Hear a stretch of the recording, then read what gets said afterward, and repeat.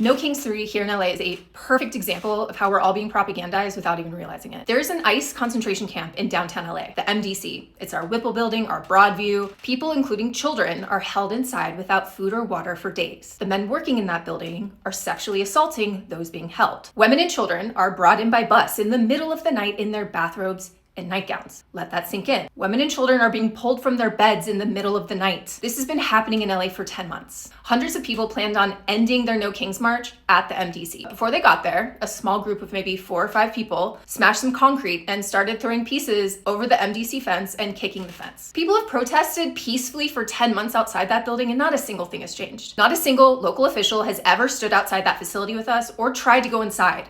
Not the mayor, not city council, nobody from the Board of Supervisors. Eventually, hundreds of other people showed up to the MDC to use their First Amendment rights, and that's when DHS responded to the few people throwing rocks by unleashing an insane amount of tear gas and other chemical weaponry upon hundreds of innocent people. Using tear gas is considered a war crime in war, but we throw it at our citizens regularly. That's violence. Yes, people did throw pieces of concrete, and not a single DHS officer was ever in danger of being hurt, and both sides knew that the entire time. The people throwing rocks, they threw them from the middle of a 4-lane street, over a large fence, across a large parking lot where armed men were standing in full body armor that didn't even need to be standing there. DHS can take a few steps back and those gates come down. They can stand behind 2 gates and a parking lot, and there's snipers on the roof who can deploy the same chemical weapons needed to disperse the protesters. DHS could very easily come out and grab the few people who were throwing rocks. They don't want to de-escalate. It's not a provocative visual or story to sell. That doesn't play well to viewers on both sides. This administration wants its base to believe that they are under attack from crazy leftists. And the establishment Democrats, they want you to believe